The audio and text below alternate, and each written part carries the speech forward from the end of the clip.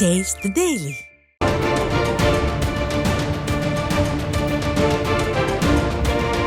அண்மை செய்தி. கடலூர் மாவட்டம் சோழத்தரம் அருகே மழை வெள்ளத்தால் சுமார் 10,000 ஏக்கர் நெற்பயிர்கள், வயல்கள் சேதமடைந்துள்ளன.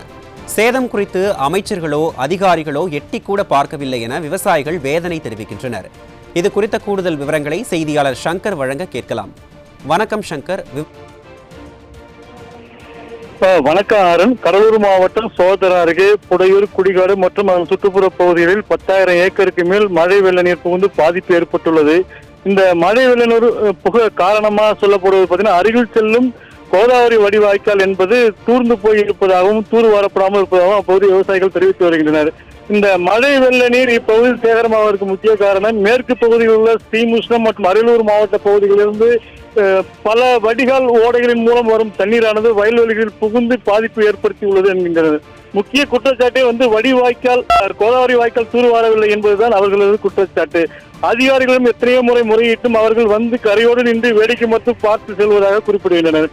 மேலும் அவர்கள் முக்கிய குற்றச்சாட்டாக வைப்பது என்னவென்றால், அரசு சரியாக இருந்தால் தானே அதிக என்று தெரிவிக்கின்றனர். நேற்று பாத்தீங்கன்னா இப்பகுதி வழியாக மாவட்ட ஆட்சியர் மற்றும் அதிகாரிகள் அப்போதைய சென்ற போது விவசாயிகள் தெரிவித்த போதிலும் அதிகாரிகள் எட்டி கூட பார்க்கவில்லை என்கின்றனர். மேலும் இப்பகுதியில் உள்ள பல்வேறு துறை சார்ந்த அதிகாரிகளின் நிலையும் இப்படித்தான் இருக்கிறது என்கின்றனர். இங்கு இப்போ ஏற்பட்டுள்ள இழப்பு என்பதை விட அவர்கள் தங்களுக்கு மழை வடிகால் நீர் வெளியேறுவதற்கான விரைவான வழித்தடம், அதாவது ஏற்கனவே உள்ள வழிவாய்க்கால சுத்தமா தூர்வாரினாலே போதும் அப்படின்னு சொல்றாங்க. ஆனா அதிகாரிகள் அதை மட்டும் செய்யாம இருக்கிறாங்க. அவ்வப்போது கணக்கெடுப்பு என்ற பேர்ல ஏக்கருக்கு 4,000 கொடுத்து போறது எங்களுக்கு பெருசு தேவையே இல்லை அப்படிங்க. எங்களுக்கு மழை வடிகால் நீர் வெளியேறுவதற்கான நிரந்தர வடிகால் வசதி ஏற்படுத்துங்க. இப்போதைக்கு பாத்தீங்கன்னா இந்த தேங்கி இருக்கிற தண்ணீராக வடிவதற்கு 1 வார காலம் ஆகும்னு சொல்றாங்க. என்ன காரணம் அப்படின்னா, இந்த தண்ணீர் வெளியேறதுக்கான வழித்தடமானது வீராண ஏரி VNS மாதிரி அருகில் உள்ள ஷட்டர் மூலம் வெளியேற்றப்பட்டு வருகிறது. ஆனால் அங்கே பாத்தீங்கன்னா சேத்தியத்தோப்பு அணைக்கட்டு தண்ணீர் எதிர் திசையில் சேகரமாக இருப்பதால் இந்த தண்ணீர் வெளியேறுவதற்கு கால சிரமம் ஏற்பட்டு வருகிறது. அதனால் தண்ணீர் வெளியேறாமலும் தடுத்து வருகிறது. இதற்கு முக்கிய காரணமே தண்ணீர் வடிகால் செல்லும் வாய்க்கால்கள் ஓடை தூவாராமல் இருப்பது என்று குற்றச்சாட்டு வைக்கின்றனர். இனி வரும் காலங்களாவது விவசாயிகளுக்கு ஏற்பீடு என்று கொடுப்பதை விட மழை வெள்ள நீர் உடனடியாக தேங்கினால் வடிவதற்கான வடிவாய்க்கால்களை போர்க்கள அடிப்பில் தூர்வார வேண்டும் என்கின்றனர். அரசு சரியாக இருந்தால் அதிகாரிகளும் சரியாக இருப்பார்கள் என்பது விவசாயிகளின் குற்றச்சாட்டு. அருண், விவரங்களை வழங்கியமைக்கு நன்றி சங்கர்.